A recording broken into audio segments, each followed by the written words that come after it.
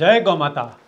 The international federation of indigenous zebu cattle of India यानी IFI-ZCI के YouTube channel पर आप सभी का बहुत बहुत स्वागत है।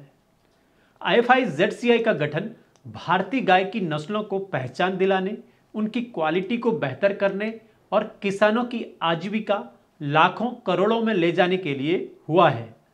IFI-ZCI का देश के गौपालकों और किसानों से बस इतना भर कहना है कि आप लोग संगठन की सदस्यता ग्रहण करके मजबूत बनाएं और संगठन आपकी बेहतरी के लिए जी जान लगा देगा। संगठन से यहां मेरा मतलब है फेडरेशन यानी IFI-ZCI। इसके जो मिशन है, इसके अलावा एक बात आप लोगों से मुझे कहनी थी। वो बात है एक ऐसी विषय यानी एक ऐसी चर्चा जिसके बिना देश का गौपालक उन्नति नहीं कर सकता। वो विषय है नस्ल सुधार। जी हां, नस्ल सुधार के बिना देश का एक भी छोटा गौपालक हो या बड़ा गौपालक या कोई भी बड़ा डेयरी फार्म या छोटा डेयरी फार्म, वो कभी भी फायदे में नहीं रह सकता अगर उसने नस्ल सुधार नहीं किया। अगर आपने एक भी नस्ल खराब पैदा कर दी, अगर वो जनरेशन आपकी गौशाला से बाहर चली गई, तो आप चाहे न चाहे यानी चाहे अनचाहे गौहत्या के भागीदार बन सकते हैं या बन रहे होंगे। तो नस्ल सुधार ही एक ऐसा तरीका है जिससे भारतीय गौवंश बच सकते हैं, गाय की नस्लें तरक्की कर सकती हैं और अच्छे पैसों के साथ गौपालक सम्मान का जीवन भी जी सकते हैं। अगर आपने नस्ल सुधार नहीं किया, आपकी गौशाला डेयरी फार्म के अंदर उच्च क्वालिटी की नस्लें तैयार नहीं हुई, तो आपको बर्बाद होने से कोई भी नहीं बचा सकता।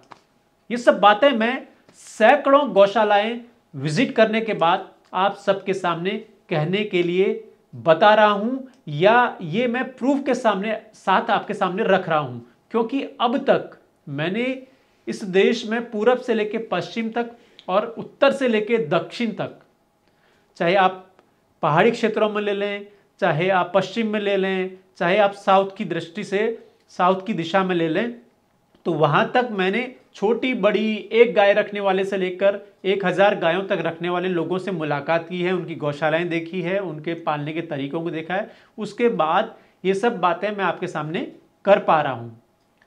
दरअसल गुजरात से बाहर गिर गायों पर काम करने वाली ज्यादातर गौशालाएं और डेयरी फार्म्स के हालात बेहद खराब रहते हैं। ये मैंने अब तक अपनी यात्रा में देखा है, और वो इसलिए खराब रहते हैं क्योंकि वो नस्ल सुधार पर फोकस नहीं कर पाते हैं। उनका जो शुरुआत रहती है, जब वो गाय खरीदते हैं या जब गौशाला का निर्माण करते हैं, तो कोशिश तो करते हैं कि वो नस्ल सुधार करेंगे, लेकिन ऐसा कर नहीं पाते हैं। खासकर वो गौशालाएं जो मिल्क डिलीवरी के लक्ष्य के साथ चलती हैं, ऐसी गौशाला खोलते समय या चलाते वक्त इस बात का ध्यान देना बहुत ज़रूरी है कि अगर आपके यहाँ से एक भी बछड़ा या बछड़ी कहीं दान वाली गौशाला या सरकारी गौशाला में पहुँच गई, तो आप पाप के भागीदार ही बनते हैं। या आपकी गौशाला से बछड़े और बूढ़ी गायें खुले में ले जाकर छोड़ दी जाती हैं, और अगर वो बछड़ा या गाय दर दर सड़कों पर भटकने के लिए मजबूर हो जाते हैं, या वो पॉलिथीन कचरा खाकर अपना जीवन बिताने लगते हैं, और या फिर वो गाय या बछड़ा कत्ल खाने तक किसी भी तरीके से पहुंच जाता है, तो आप भी चाहे अनचाहे स्लॉटरिंग में आ ही जाते हैं। तो आप सोचिए कि आप गौशाला जब खोल रहे हैं या बना रहे हैं, तो आपका मिशन क्या है? आप गायों की उन्नति करेंगे, तभी गौपालन सफल हो पाएगा। इसलिए मैं कहता हूं, अगर आप गाय पालने के बाद भी पाप के भागीदार नहीं बनना चाहते, तो गायों के नस्ल सुधार पर काम करिए, उनकी ब्रीड सुधारिए, तकनीक का इस्तेमाल करिए, क्योंकि अगर एक भी खराब नस्ल पैदा हो गई, वो अच्छी मिल्क वाली नहीं निकली, तो एक न एक दिन आप उसे अपने फार्म से बाहर बेचने या सरकारी गौशाला में भेजने के लिए मजबूर हो जाएंगे। अगर ऐसा हो गया, तो आप भी वही कर रहे हैं जो एक कत्ल खाने वाला करता है। इसलिए नस्ल सुधार करिए, बछड़ा हो या बछड़ी, उसे 2 थन का दूध जरूर पिलाइए, और ये तब तक पिलाइए जब तक बच्चे 6-6 महीने के ना हो जाएं।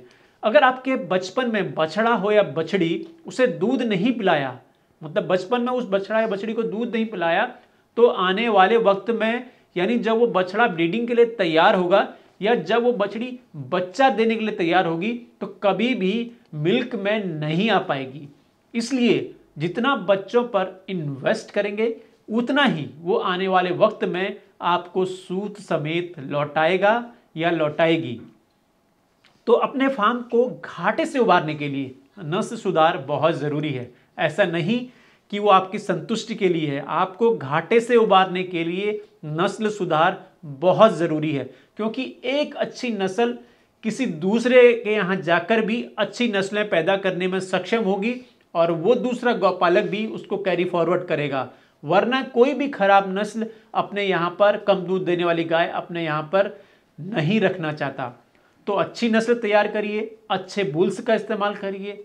बुल्स नहीं खरीद सकते तो अच्छे बुल्स का सीमन यूज़ करिए, सेक्स शॉर्टेड सीमन का यूज़ करिए। देखिए, मैं एक बात आपको बता दूं, समय बदल गया है। खराब नस्ल पैदा होने से, उसके कत्ल खाने पहुँचने से अच्छा है आप टेक्नोलॉजी का इस्तेमाल करिए, अच्छी जनरेशन लीजिए, उससे आप पाप के भागीदार होने से बच ही जाएंगे। जो मैं कहना चाहता हूं, उम्मीद करता हूं आपको वो बात समझ आ गई होगी। तो इस वीडियो में बस इतना ही। आप IFI-ZCI की सदस्यता ज़रूर लें। स्क्रीन पर जो बारकोड दिखाया जा रहा है, आप उसे स्कैन करके फॉर्म भर के सदस्यता ले सकते हैं। साथ ही आप सबसे कहूँगा, आप IFI-ZCI के इंस्टाग्राम, फेसबुक और यूट्यूब चैनल्स को सब्सक्राइब और फॉलो ज़रूर करते रहें और ज़्यादा से ज़्यादा गौपालकों और किसानों को IFI-ZCI के बारे में बताएं। तो आज के इस एपिसोड में बस इतना ही। जय गौ माता, जय गोपाल।